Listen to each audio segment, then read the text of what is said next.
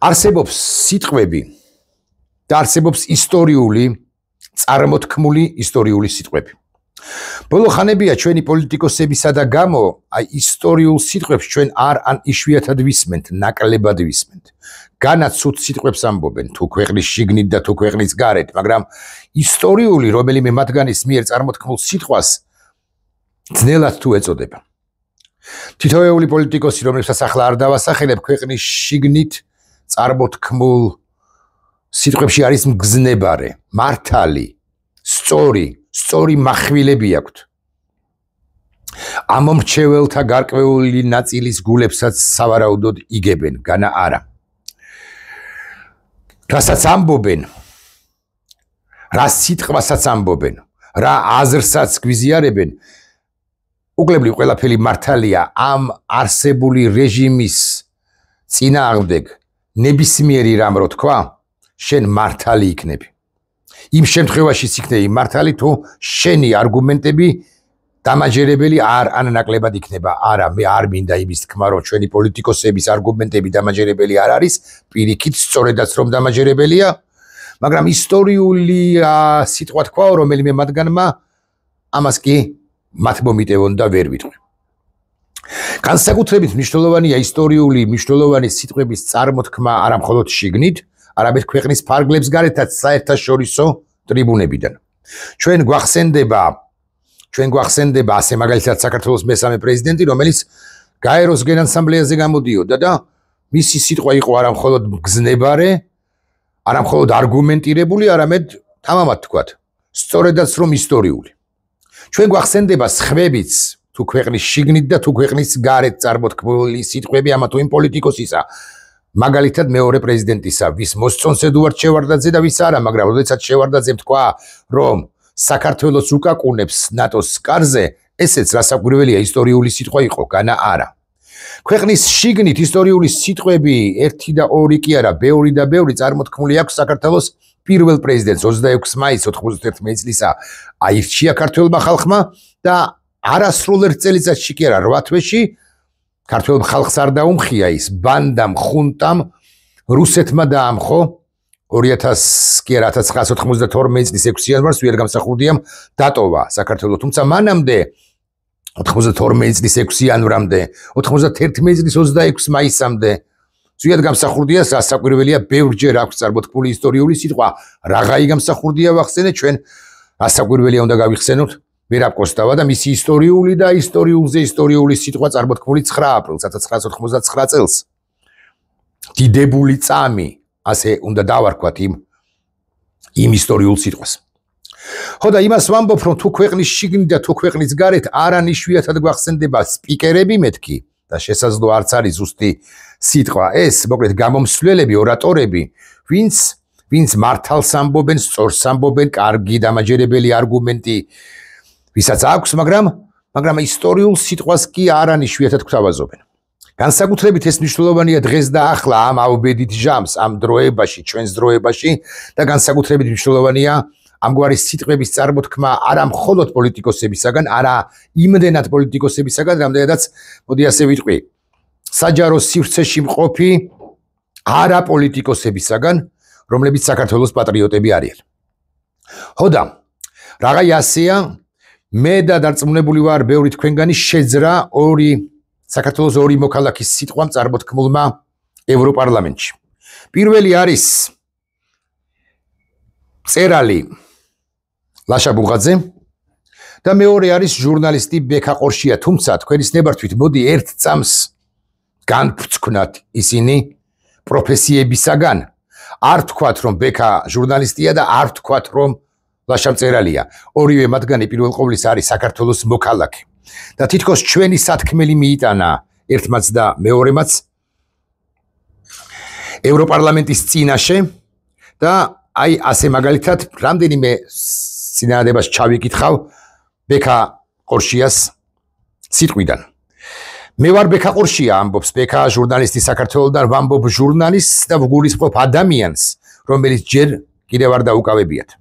შეიძლება ბევრი რამ იცოდეთ საქართველოს შესახებ, მიმართავს ევროპარლამენტარებს, კიდევ ერთხელ ვიმეორებ.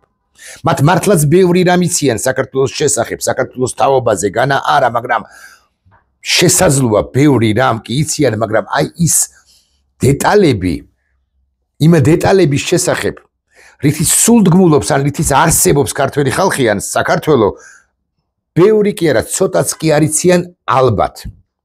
მაგრამ შეიძლება არ იცით ერთი მნიშვნელოვანი რამ, საქართველო ყოველთვის იდგა და დღესაც დგას ძლიერ ქალებზე. ყოველთვის იდგაო, როცა ამბობს ბექა, არ ვიცი. მოყოლებული ჩვენი ჰაგიოგრაფიული ნაწარმოებების პერსონაჟებიდან, გაგრძელებული მონარქებით, გაგრძელებული ნაწამები მონარქებით და არა მხოლოდ უკვე მე-20 საუკუნეშიც. რასაკვირველია, ძლიერ ქალებზეც იდგა, ქალებზეც და ქალებზე იდგა ჩვენი ქვეყანა, ჩვენი საქართველო. ბექა აგრძელებს მათ გამბედაობასა და ურყევ პრინციპებზე მარო მაყაშვილი გამახსენდა უნებურად და ბექასაც დარწმუნებული ვარ გაახსენდა მარო მაყაშვილი და არა მხოლოდ. საქართველო ფეხზე დგას მშრომელი ქალების, ინტელექტუალი ქალების, ემიგრანტი ქალების წყალობით. მე ისევე როგორც ამ სიტყვების ავტორი თითოეულ ჯგუფს მშრომელ ქალებს, ინტელექტუალ ქალებს და ემიგრანტ ქალებს რასაკვირველია ვუდასტურებ პატივისცემას და უკლებლივ ყველა სიტყვას ვაწერ ხელს. ქალების, რომლებმაც არა მხოლოდ თავისი შვილები, როგორი საინტერესო მიგნებაა არა, არამედ გაზარდეს თავად საქართველო დიახ ქალებმა, ან ქალებმაც, მაგრამ უფრო ქალებმა გაზარდეს, გამოზარდეს დამოუკიდებელი ქართული სახელმწიფო დამოუკიდებლობის აღდგენის დღიდან, ანუ 91 წლის 9 აპრილიდან. მაგრამ დღეს და ძალიან დიდი მადლობა უნდა გადაუხადოთ ბექას სწორედ ამ სიტყვებისთვის ევროპარლამენტარებამდე ამ აზრის მიტანისათვის, ამ სიტყვის წარმოთქმისათვის. მაგრამ დღეს ერთი განსაკუთრებული ქალის სახელი უნდა ვთქვა ხმამაღლა. მინდა ისეთივე ხმამაღლა ვთქვა, როგორიც მისი სამშობლოსადმი ერთგულება და სიყვარულია. ნამდვილი ქალი ბექა სიტყვები არ არის, ახლა მე ვამატებ. არის ის, ვისაც ახსენებს ბექა. ეს ქალი ჩემი კოლეგა მზია ამაღლობელია, ამბობს ბექა, რომელიც ახლა პოლიტიკური პატიმარია, იმიტომ რომ ვინმე დგებუაძეს ესე მიარტყა და არტყაც არა, მიარტყა და ამ მონა დგებუაძეს, მონას, რაც უნდა დააჯარებოთ თუ ბექა და თუ ირაკლი ტაბლიაშვილი და თუ ნებისმიერი ჩვენგანი, ჩვენ ყოველთვის გავიმეორებთ, რომ ეს არის ანტი ანწუხელიძე კაცი. ახლაც ამბობს, რომ მამჩნევია ეს ნათითურებიო. ეს ჩემი სიტყვებია, ბექას სიტყვას კი ვაგრძელებ, რა თქვა მან ევროპარლამენტარების წინაშე. ეს ქალი ჩემი კოლეგა მზია ამაღლობელია, რომელიც ახლა პოლიტიკური პატიმარია და აბსურდული ბრალდებით ზის ციხეში. მზია ამაღლობელი, თავისი უტეხი და მე მადლობა უნდა გადაუხადო ზიასაც. ხასიათითა და სიძლიერით არა მხოლოდ ქართველი ქალის, არამედ თავად საქართველოს სახია. თავისუფლება მზია ამაღლობელს და მერე უკვე აგრძელებს ბექა თავის ისტორიულ სიტყვას და აკი ვთქვი და ახლაც ვიმეორებ, რომ ეს არის ისტორიული სიტყვა მეთქი, მაგრამ ახლა სხვაზეც ვთქვათ ორი სიტყვა.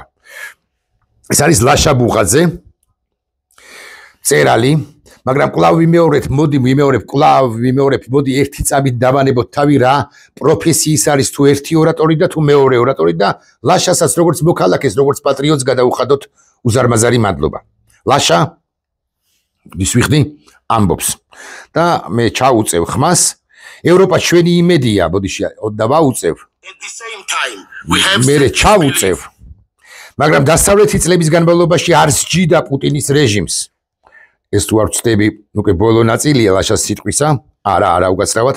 ევროპა ჩვენი იმედია, მაგრამ დასავლეთი წლების განმავლობაში არ სჯიდა პუტინის რეჟიმს.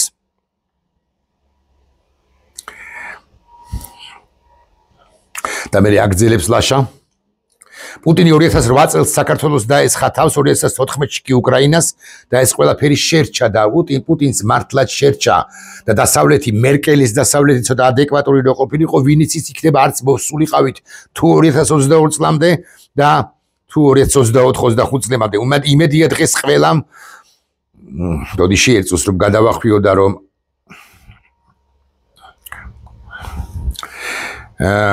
ლაშა გამოთქვავს იმედს და ეხლა მივალთ იმ აბზაცამდე, რომ დღეს პუტინს არ შერჩება ის, რასაც ის პუტინი ჩადის უკრაინაში და არა მხოლოდ უკრაინაში. 2008 წელს დაესხა საქართველოს თავს, 2014-ში კი უკრაინას და ეს ყველაფერი მას შერჩა, ამბობს ლაშა. და აგრძელებს იმედია დღეს ყველა გაითავისა, რომ პუტინი საქართველოსა და უკრაინაზე არ გაჩერდებაო, ხო? დიახ, რამდენად გაითავისეს ევროპელებმა, ეს კითხვა დავსვათ, გაითავისეს უფრო. მაგრამ ყველამ გაითავისა თუ არა, გარწმუნებთ რომ ყველამ არა, მე არ ვუბრუნდებით როას ცხენებს, რომლებიც არიან ევროპაში, მაგრამ ან ორბანის სახით, ფიცოს სახით, მაგრამ იმას კი ვამბობ, რომ შესაძლოა ბევრი ვერ წხვდება რა პრობლემები აქვს საკუთრივ ევროპას ამ თვალსაზრისით, ანუ ღირებულებების დაცვის თვალსაზრისით. ბევრი ევროპაში მიიჩნევს, რომ პუტინს თუ რუსეთს ჯერაც უნდა ეკურკურონ და ხმა საქართველოდან ლაშასი თუ ბექასი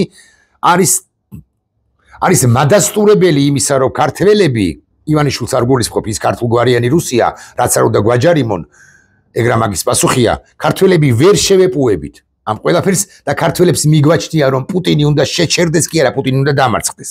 აჩვენე შენი ძალა და იცავი შენი იდეალები, პუტინი უნდა დამარცხდეს და დაისაჯოს სამაგალითოდ ყველა მისი სატელიტი და აქ უკვე ლაშა ახსენებს და უწიოთ ხმას თქვენის ნებართვით. Those who are driving Georgia away from Europe and robbing us of our ამბას ამბობს საკუთარი სახელით და ქართველი ხალხის სახელითაც. აი ამ ორ პერსონას, ბექას და ლაშას ეძღვნება ეს ჩემი ვიდეო ბლოგი, მე მათ მადლობა უნდა გადავუხადო. ასევე ბზია ამაღლობელს უნდა გადავუხადო, ცხადია მადლობა უტეხობისთვის.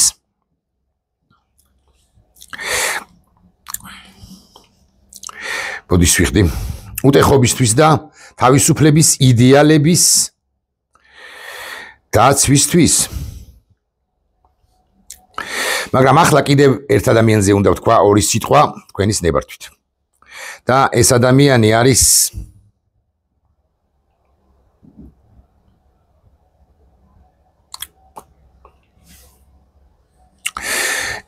არის ჩვენი თანამედროვე, რომელსაც ასევე მადლობა უნდა გადავუხადო, რომელსაც სიტყვა კი არ წარმოუთქვამს, მან თავისი ისტორიული სიტყვა უკვე თქვა ჩვენ სინამდვილეში. ეს ადამიანი არის ადამიანი, რომელზეც ასე მაგალითად